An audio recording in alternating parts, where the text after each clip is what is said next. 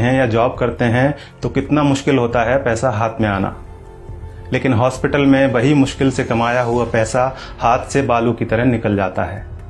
फिर भी हम सभी अस्पताल में जितना पैसा मांगा जाता है खर्च करते हैं। अगर किसी के पास पैसा नहीं होता तो वो उधार लेता है, लेकिन इलाज तो करवाता ही है।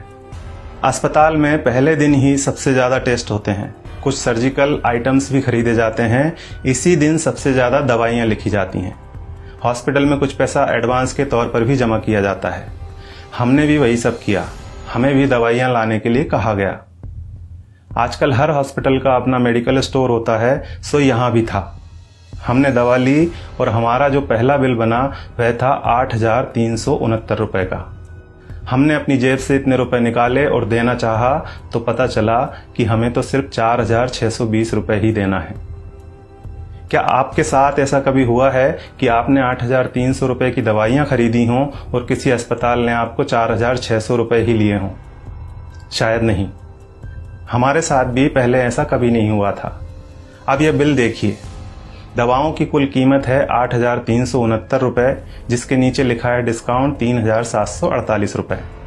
नेट अमाउंट है 4,600 रुपये, जिसका भुगतान हमें करने के लिए कहा गया। ऐसे हमारे पास और भी कई बिल हैं। हमने 5 दिन एडमिट रहने के दौरान वहां से कई बार दवाइयां खरीदी और हर बिल पर हमें छूट मिली। सबसे बड़ी बात यह थी कि यह डिस्काउंट हमें मांगने पर नहीं मिला था, यह बिना मांगे हमारे बिना आग्रह किए पूरे सम्मान के साथ हमें दिया गया था, क्योंकि ये डिस्काउंट वहां उनके बिलिंग सॉफ्टवेयर में ही फीड कर दिया गया है। और आप यह जानकर हैरान होंगे कि डिस्काउंट का प्रतिशत 2, 4 या 10% नहीं है, यह बहुत ज़्यादा है। कुछ सर्जिकल और इंजेक्टेबल में डिस्काउंट 91% यानी 91% तक है, और जितने भी पेशेंट वहां एडमिट हैं सबको इसका लाभ मिल रहा है। अब आपके मन में सवाल उठ रहा होगा कि ऐसा क्यों? हम भी यही सोच रहे थे कि आखिर ऐसा क्यों। तो हमने डॉक्टर साहब से सीधे पूछ लिया, क्योंकि इसका जवाब तो वही दे सकते थे। फिर उन्होंने हमें बताया कि क्यों उनके अस्पताल में इतना डिस्काउंट दिया जाता है।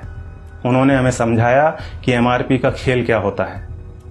एक उदाहरण के तौर पर उन्होंने बताया कि एक इंजेक्शन 270 रुपये का आता है और उस पर एमआरपी आती है 1,000 रुपये।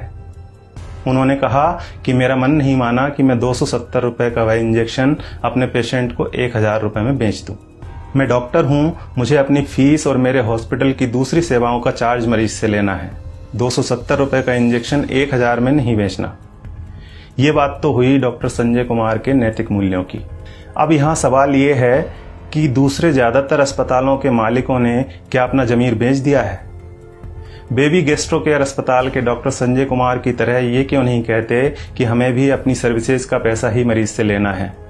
वे क्यों नहीं कहते कि 270 रुपये का इंजेक्शन 1,000 में हम नहीं बेचेंगे? दूसरा सवाल यह है कि आखिर दवा कंपनियों द्वारा इतनी एमआरपी लिखी ही क्यों जा रही है? इनको किसने अधिकार दिया है दवाओं पर इतनी ज्यादा एमआरपी लिखने का? और आखिर में सबसे बड़ा सवाल यह है कि हमारी सरकार, हमारा स्वास्थ्य विभाग, हमारे प्रधानमंत्री और स्वास्थ्य मंत्री क्या कर रहे हैं? वे इस बात का संज्ञान क्यों नहीं लेते? क्या दवा कंपनियों द्वारा लिखी जा रही एमआरपी पर अंकुश लगाना नोटबंदी या धारा 370 हटाने से ज्यादा कठिन काम है? क्या इसे व्यवहार में लाना जीएसटी लागू करने से ज्यादा मुश्किल है?